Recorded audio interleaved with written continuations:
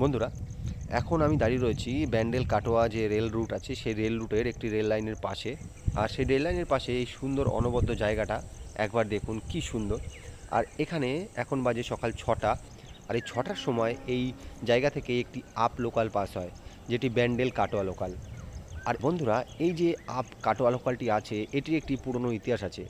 আপনি কি জানেন? এই এখনই লোকালটা আসবে, আপনাকে লোকালটা দেখুন, তারপর আমি বলছি এই লোকালটার কী ইতিহাস আছে।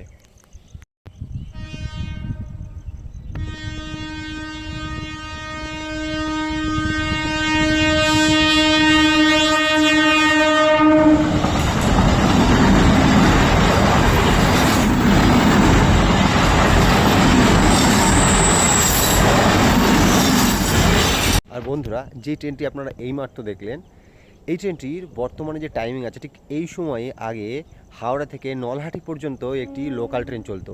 আর সেই লোকাল ট্রেনে মানুষ নলহাটি পর্যন্ত যেত। হাওড়া থেকে যেখানে নলহাটির ডিস্টেন্স প্রায় 250 কিলোমিটারের মতন। আর সেই ট্রেনটি কিন্তু পরবর্তীকালে বন্ধ হয়ে যায়। তারপর এই ট্রেনটিকে বর্তমানে ব্যান্ডেল লোকাল করা হয়েছে। যদিও বর্তমানে কাটোয়া থেকে নলহাটি পর্যন্ত একটি ট্রেন আছে, আর এই রুট থেকে নলহাটি যাওয়ার কোনো ট্রেন বিশেষ নেই। আর বন্ধুরা, পুরোনো দিনের লোক যারা এই নলহাটি লোকালে আগে যাত্রা করেছেন অবশ্যই কমেন্ট করে জানাবেন কাদের কাদের মনে আছে যে এই সকালবেলা নলহাটি লোকাল চলতো। আমি দু একবার উঠেছিলাম, তারপর একটা সময় পর সেই নলহাটি লোকাল কিন্তু বন্ধ হয়ে যায়। তো বন্ধুরা, ভিডিওটা কেমন লাগলো অবশ্যই কমেন্ট করে জানাবেন। পুরনো মানুষ যারা রয়েছেন তাদের স্মৃতিতে যদি একটুখানি আমি স্পর্শ করতে পারি অবশ্যই ভিডিওটা লাইক করবেন। দেখা হচ্ছে পরবর্তী ভিডিওতে।